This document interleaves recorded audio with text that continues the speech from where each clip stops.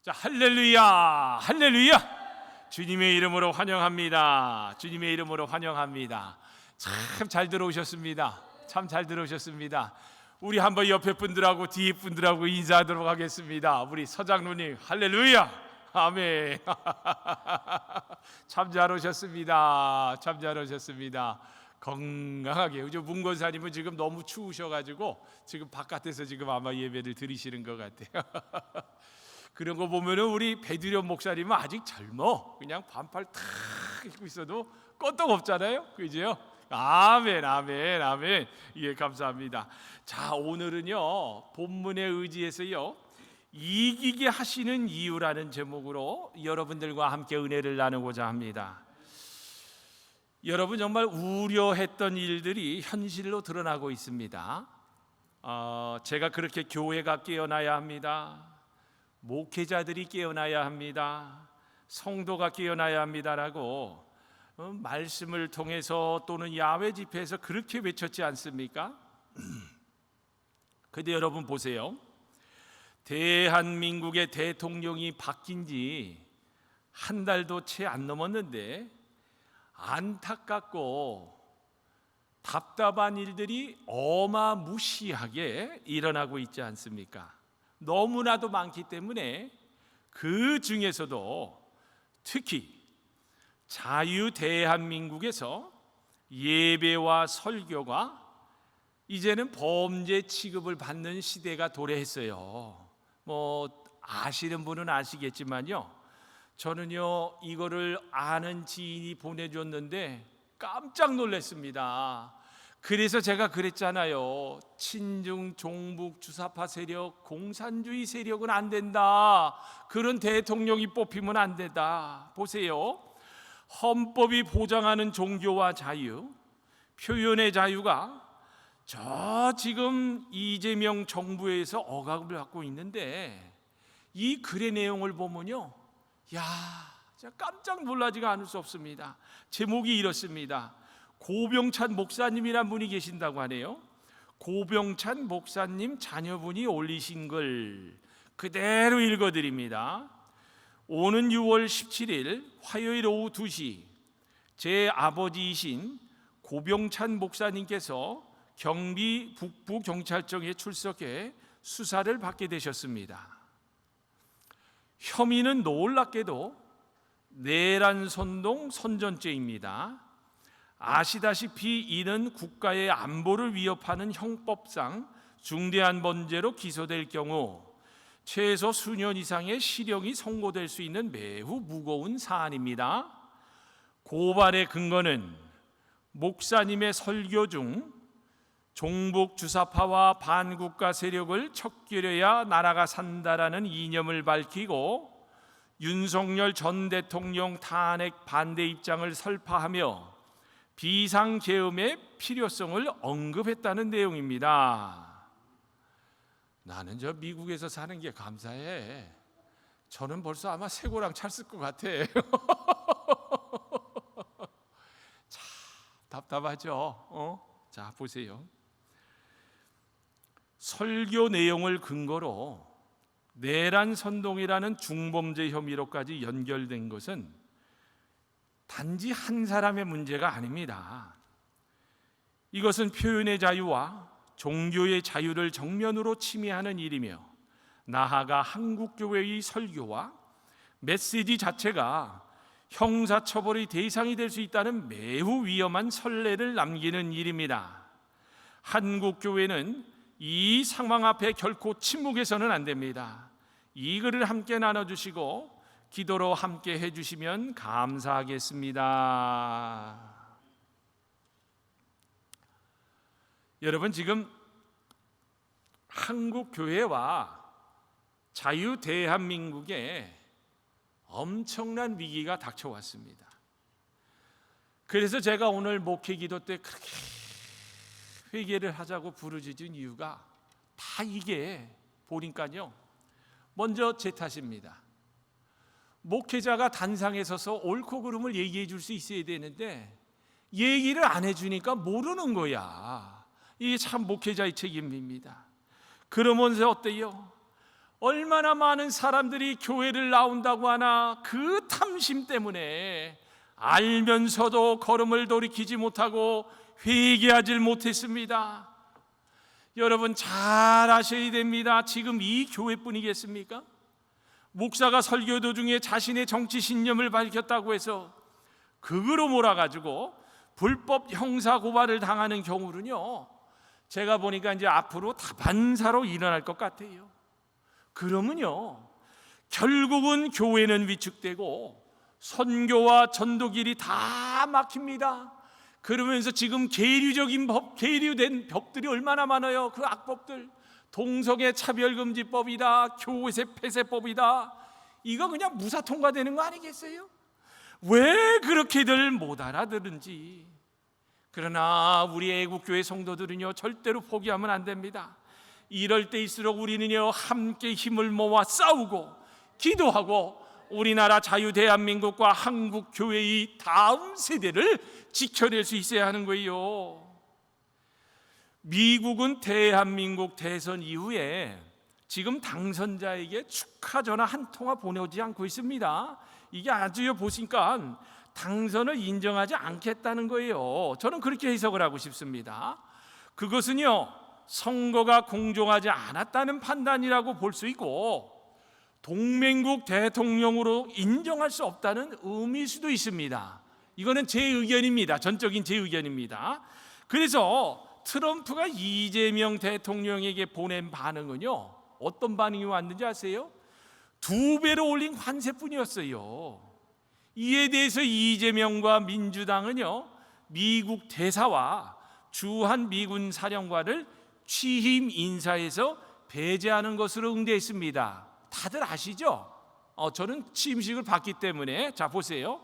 그리고 드디어 우려하던 반미가 시작된 거예요.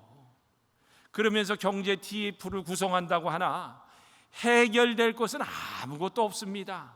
보세요. 미국의 협조 없이 경제를 일으킬 수 없다는 것은 상식 중에 상식 아닙니까?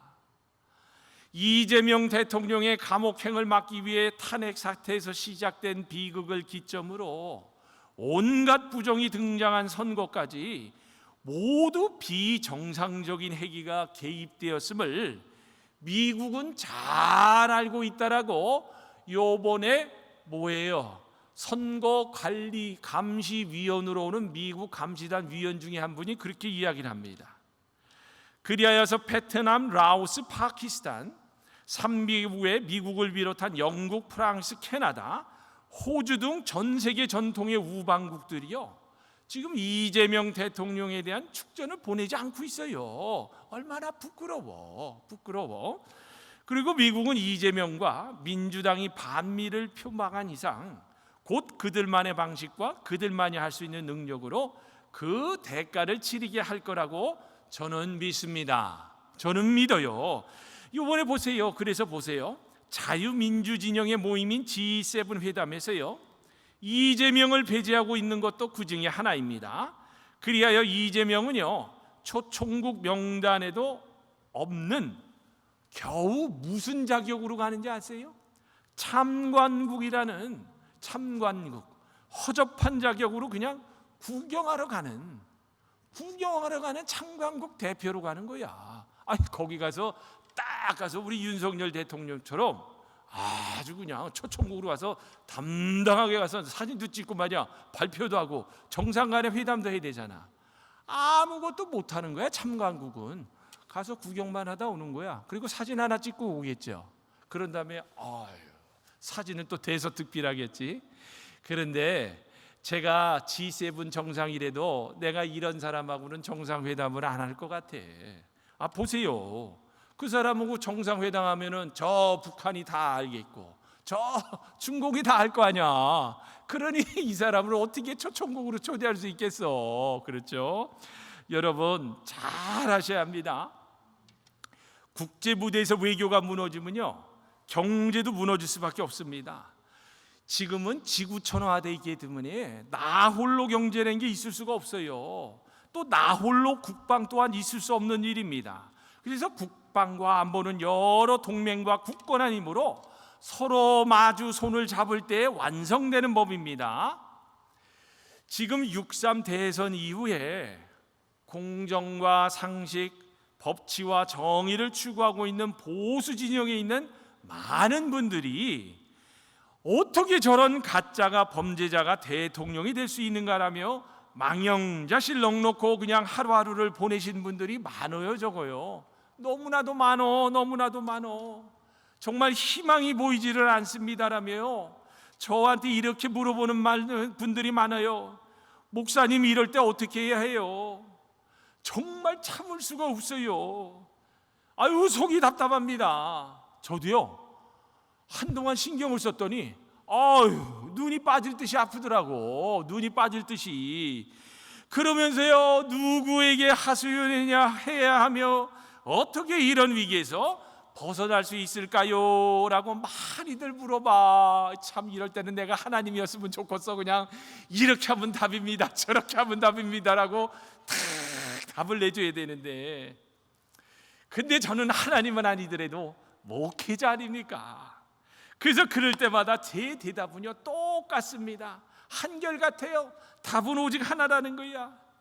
나의 힘은 하나님이시고 나를 도울 자도 살아계신 하나님이십니다. 아멘. 저는요 하나님의 말씀을 가도 아니요 감도 아니요 있는 그대로 전하는 시대의 파수꾼입니다.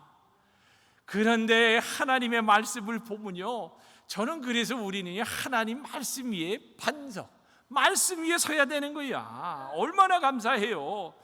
수없이 많은 곳에서 하나님께서 야 이놈아 내가 너를 돕는다, 야 이놈아 네가 어두운 골짜기를 지나고 네가 수렁에 갈 때도 내가 돕는다라며 얼마나 우리를 돕는다고 말씀해 주고 있어요.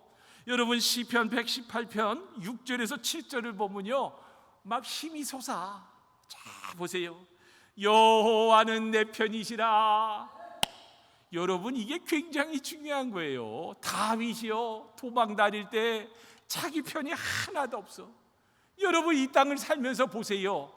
그 상황과 배경이 그대로 이 시대로 옮겨와 보세요. 나 혼자 우뚝 서서 도와줄 수 있는 사람이 아무도 없는데 하나님이 내 편이 돼주겠다 그러면은요 그때부터는 천국 만마를 얻는 거야. 여호와는 내 편이시라.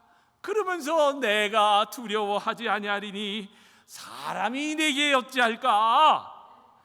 여호와께서 내 편이 되사 나를 돕는 자들 중에 계시니 그러므로 나를 미워하는 자들에게 보응하시는 것을 내가 보리로다. 아멘.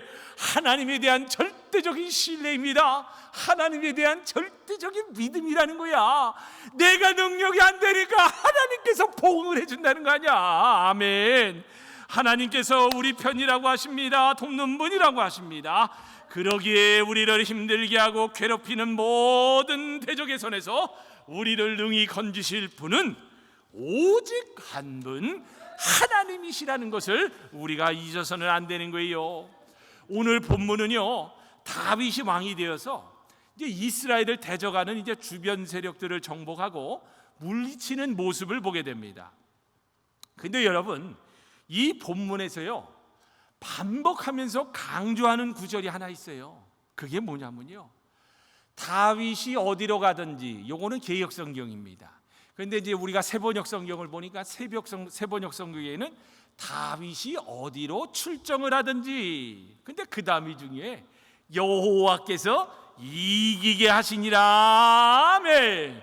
하나님께서 승리케 다윗을 도우셨습니다. 어디를 가든지 이기게 하셨다고 합니다.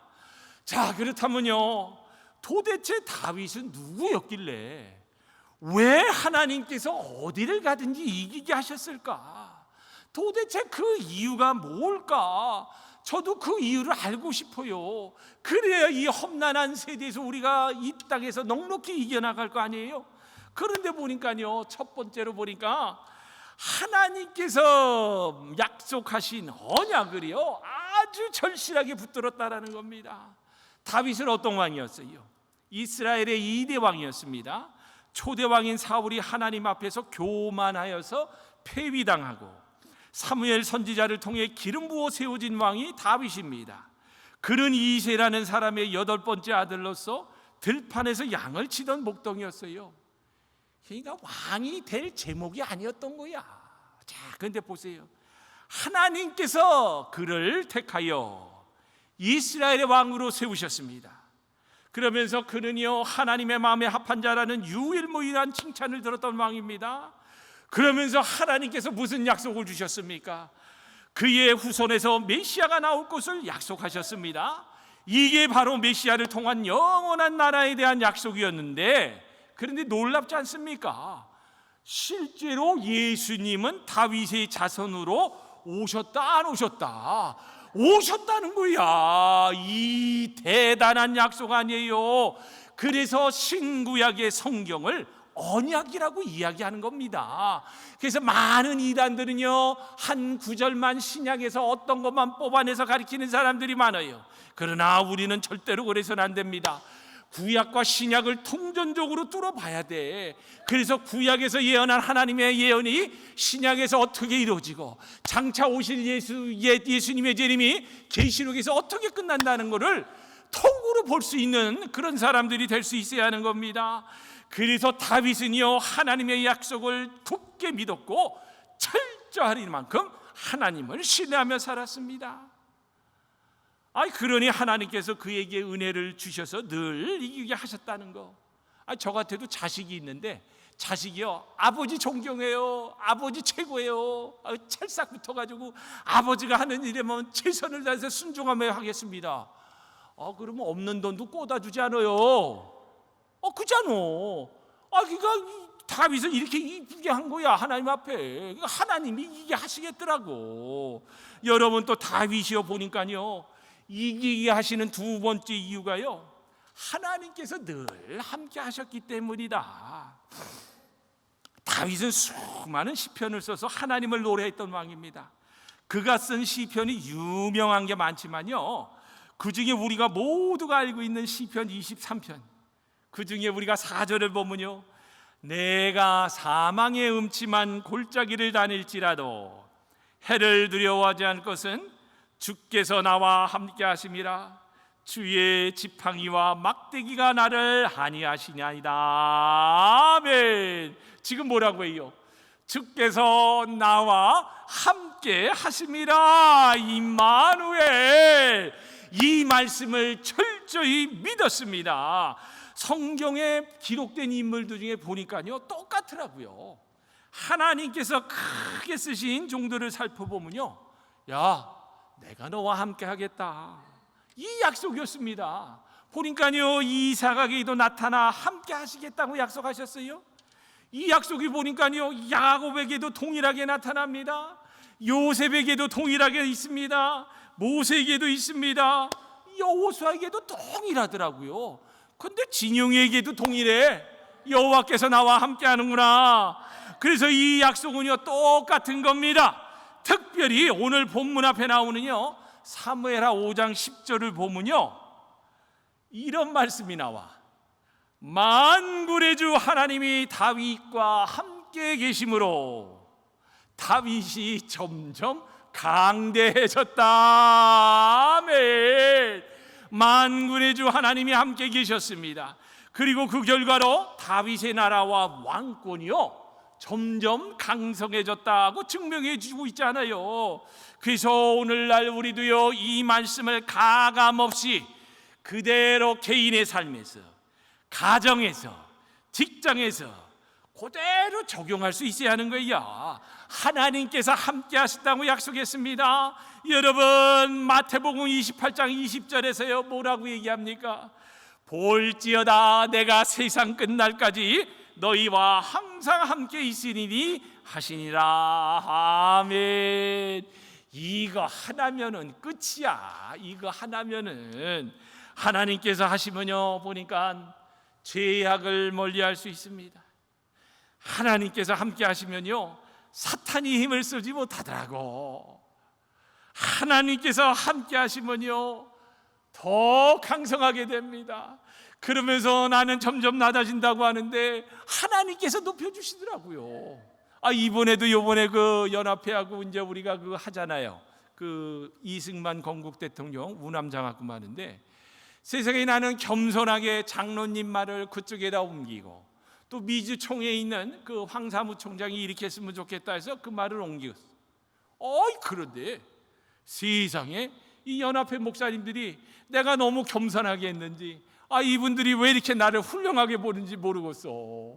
그래서 내가 이번 주에는 꼭 같이 만나서 책도 줄 겸 점심 한번 쏘겠습니다, 내가 그랬는데 나는 낮아지려고 그랬는데 하나님께서 함께 하시니까 계속 높이는 거야. 아멘. 지금 우리 안사람이 지금 표정이, 여보 자중해 그러는 표정이야. 안사람이 자중해 하는 표정이야. 자, 그래서요, 어디를 가든지 승리하실 것을 믿기를 바랍니다. 아멘. 여러분, 제가 좋아하는 성경 구절 하나가 있어요. 그 스바냐 33장 17절인데 보세요. 고난받는 자녀와 함께 하시는 하나님만을 의지하라는 주제가 들어있는 구절이에요. 그게 바로 이제 스바냐 3장 17절인데, 이게 복음성으로도 나와 있어요. 여러분 아시죠? 너의 하나님 여호와가 너희 가운데 계시니 그는 구원을 베푸실 전능자시라. 아멘. 너희의 하나님 여호와가 너희 가운데 계시니 그는 구원을 베푸실 전능자이시니라. 그가 너로 말미암아 기쁨을 이기지 못하시며 너를 잠잠히 사랑하시며 너로 말미암아 즐거이 부르며 기뻐하시리라 하리라. 아멘. 여러분, 지금 뭐라고 합니까? 우리 하나님 여호와가 우리 가운데 계신다고 합니다. 여기서 가운데 계신다는 말은요, 우리의 심령 가운데에도 계시지만요, 우리 성도의 삶의 현장 한가운데도 계신다는 말도 됩니다. 우리가 믿는 하나님은요, 전지전능하신 분입니다. 무소부지하신 분입니다. 우리 하나님은 그래서 성전 안에만 머물러 계시는 하나님이 아니에요. 그분들은요, 성도들의 마음속에만 계시는 하나님도 아닙니다. 우리의 인간관계 속에도 계시고 사건과 사건 속에서도 계시며 우리들이 살아가는 삶의 현장 한가운데서 친히 간섭하시면서 계신다라는 거야. 우리는 그래서요, 이런 전지전능하신 하나님이 우리 가운데 함께 하신다라는 것을 믿으면요, 이 세상 어딜 가든지 하나님을 기뻐하며 살아갈 수 있다라는 거예요. 여러분, 하나님을 기뻐하는 거는요, 하나님을 기쁘게 한다는 거하고 하나님을 기뻐하는 거군요, 근본적으로 다른 거야.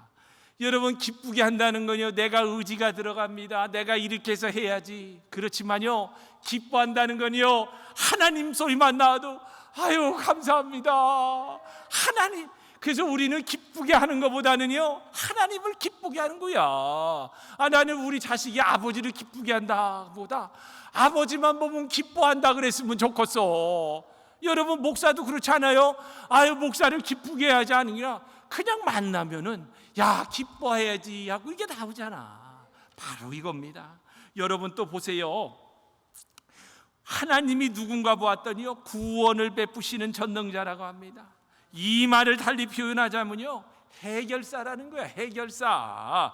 우리가 믿는 하나님은 우리들의 삶의 현장에서 부닥치는 온갖 문제들에 대하여 해결자이자 전지전능하신 하나님이십니다.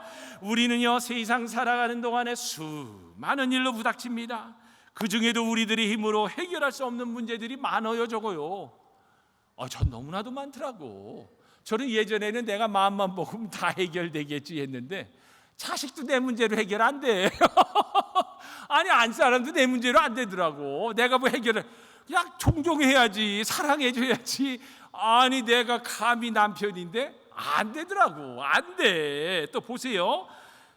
우리들의 힘으로 어떤 것은 금방 해결되지만 도무지 풀리지 않고 괴로움을 주는 문제들이 너무나도 많아. 그런데 그때 해결책이 뭐냐 보았더니요, 가장 좋은 방법이 하나님께 찰싹 달라붙는 거라고 합니다.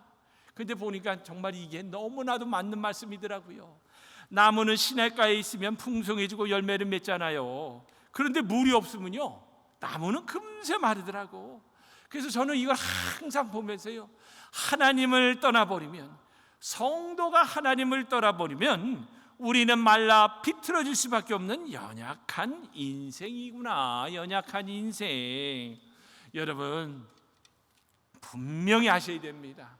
우리는요, 우리에게 구원을 베풀 자, 우리를 돕는 분은 우리와 함께 하시는 하나님이란 걸 꼭 아시고 찰싹까지 하나님 옆에 붙어야 돼. 주 앞에 서는 날까지. 여러분, 마지막 세 번째입니다. 다윗은요, 어딜 가든지 보니까요, 하나님이 이기게 하신 이유가 하나님께서 주신 은혜를요 너무나 감사하게 잊지 않고 알고 있었다라는 거야. 다윗은 어딜 가든지 널리 여겼는데 그게 자기의 능력이나 힘으로 되는 것이 아닌 하나님께서 도우셨기 때문이란 걸 알았습니다. 하나님께서 이기게 하셨구나. 그는요, 자기가 얻은 것을 감사함으로 정성껏 구별하여 하나님께 다 드렸다라고 오늘 성경 구절에 나오더라고요. 보세요. 오늘 본문에도 보면은 예물을 통째로 다 드리는데 11절에서 12절까지를 봅니다. 다윗 왕은 이것들로 따로 구별하셔 이미 정복한 모든 민족에게서 가져온 것에서 따로 구별하여 둔 은금과 함께 주님께 바쳤는데 그것들은 그가 에돔과 모압과 암몬 사람과 블레셋 사람들에게 아말렉에게 가져오는 은금과 루옵의 아들인 소바왕 하닷 에셀에게서 빼앗아 온 물건 가운데서 따로 내온 은과 금이었다. 그러니까요, 다윗 왕은요, 하나님의 은혜와 감사가 넘치니까요, 물질에 매여 있질 않았어. 보세요. 여러분 보세요. 어떻게 생각하세요? 자, 보세요. 재물이 많은 사람이 탐심이 클까요? 재물이 적은 사람이 클까? 맞아. 적은 사람보다 많은 사람이야. 그 예전에 우리 정장로님이 그러셨잖아요. 세계를 쥐락펴락하는 엘리트들은요, 돈이 하도 많다 보니까 뭐라고 그래요? 이제는 사람을 통제하려고 그러잖아요. 원 월드 가버먼트를 만들어가지고. 그러니까 사람의 욕망과 욕심은 끝이 없는 거예요. 그래갖고 이 사람들은 어떻게 해요? 자기가 하나님이 되려고 영생하려는 과학의 발전을 계속 이뤄가고 있잖아요. 그러면서 요즘 AI가 얼마나 발달하고 있어요? 우리는요, 이거를 아주 주의 깊게 관찰해야 합니다. 그냥 넘어가서는 돼서는 안 될 부분이에요. 저는 그래가지고 마지막에 적그리스도가 AI일 것 같아. 그런 생각이 들더라고요. 그런 생각이 들어. 그런데 보세요. 지금 저는요, 제가 여기 강단에서 얘기했잖아요. 앞으로 대한민국이 이재명이라는 좌파 정부가 들어서면 어떨 거라고 예견을 하면서 계속 설교했잖아요. 그런데 그대로 됐잖아요. 우리 했던 일들이 현실로 드러났어. 목사님들이 제살 깎게 한 거 아니에요? 왜 그 사람들한테 성도들이 투표를 해? 안타깝잖아. 이제는 이제 교회 폐쇄법 나올 것 같아요. 그러면서 거기에 아부하는 교회만 살아남는 거 아니겠어요? 그럼 그 교회에서 복음의 진리가 전해지겠느냐? 안 되지. 그래서 이때를 이 말세지마를 당하여서 데이빗 윌커스라는 목사님은요, 말세지말의 진정한 교회는 가정교회밖에 없다. 그런데 나는 거기에 요즘 점점 더 확신이 가더라는 겁니다. 여러분 보세요. 적은 사람보다 많은 사람이 더 탐심이 커요. 그런데 다윗은 달랐어요. 만물의 주인이 하나님인 걸 알았습니다. 그러기에 자기는 아무것도 아니라는 존재라고 고백하며 감사의 기도를 드리며 헌물을 드렸어요. 사무엘하 7장 18절을 보면요, 다윗 왕이 성막으로 들어가서 주님 앞에 꿇어 앉아 이렇게 기도하였다. 주 하나님, 내가 누구이며 또 내 집안이 무엇이기에 주님께서 나를 이런 자리까지 오르게 해주셨습니까? 그런데 이 기도가 제 기도가 되더라고요. 주 하나님, 내가 누구이며 또 내 집안이 무엇이기에 주님께서 진영이를 이러한 자리에까지 오르게 해주셔서 하나님의 말씀을 전하는 파수꾼으로서 이 시대를 들어쓰는 애국 목사로서 사용을 하는가? 하나님 감사합니다. 감사합니다. 다윗은요, 자기가 누리는 모든 것이 하나님의 은혜라는 걸 깨달았습니다. 그리고 자기가 갖고 있는 명예와 부도 하나님께서 허락하셔서 되었고, 하나님께서 세워주셔서 풍성한 나라가 되었다는 것을 알았습니다. 그러니 가는 곳마다 이기게 하시고 복을 주시는 건 아니겠어요? 여러분, 또 사무엘하 7장 29절을 보면요, 그러므로 이제 주님의 종의 집안에 기꺼이 복을 내리셨어요. 나의 자손이 주님 앞에서 영원토록 대를 잇게 해주시기를 바랍니다. 주 하나님, 주님께서 직접 그렇게 약속하여 주셨으니 이 믿음이 여러분의 믿음이 되기를 바랍니다. 주 하나님, 진용이에게 주님께서 직접 그렇게 약속하여 주셨으니 이런 믿음의 고백이 있어야 돼. 그러면서 주님의 종의 집안이 영원토록 주님께서 내리시는 복을 받게 해주십시오. 아멘. 다윗은요, 진정한 복, 참된 복은요, 하나님께서 주셔야 한다는 걸 알았어요. 그래서 중반절을 제가 또 말씀드립니다. 주 하나님, 주님께서 직접 그렇게 약속하여 주셨으니, 다시 말해서 하나님께서 주신 약속을 믿고 기도하면 응답해 주실 것을 척석같이 믿고 신뢰했다는 거야. 이게 바로 이 세상에서 어딜 가든지 이기게 해주시는 이유가 되어야 되는 거예요. 사랑하는 여러분, 실망하지 마세요. 낙담하지 마시길 바랍니다. 구원을 베풀 전능자가 바로 저와 우리의 하나님이십니다. 그분은 우리들이 만난 문제를 해결해 주시고 이기게 해주시는 분임을 믿을 수 있어야 하는 거예요. 아멘. 여러분, 특별히 우리 좋으신 하나님은요, 만물의 주인이심을 믿고 인정할 수 있어야 합니다. 많은 사람들이 보니까요, 저는 죽었다 살아나니까 이게 바뀌었어. 소유권이 이제는 완전히 바뀌어졌습니다. 그러면서 제가요, 왜 아브라함이 독생자 아들을 하나님께 믿음으로 바쳤냐, 이 사건이 저는 그냥 순종인 줄 알았어. 그런데 보세요, 이게 순종의 문제만이 아니라고 소유권에 관한 문제인 겁니다. 만물을 창조하신 하나님이 네가 나에게 대해서 어떤 생각을 갖고 있느냐, 네가 이삭이 내 아들이라 생각하느냐, 아니면 하나님 내 것이라 생각하느냐를 그거를 테스트를 한 거야. 그런데 보니까요, 아브라함이 이 시험에서 순종이 아니라 그게 다쳤잖아. 그러니까 내 가장 중요한 소유권을 하나님께 드리고 인정을 했던 거야. 그래서 하나님께서 아브라함을 위대한 믿음의 사람이라고 이야기했던 거구나. 그러면서 엄청난 복을 부어주시잖아요. 어떠세요? 여러분에게 만약 이런 시험이 온다면 어떤 선택을 하실 것 같습니까?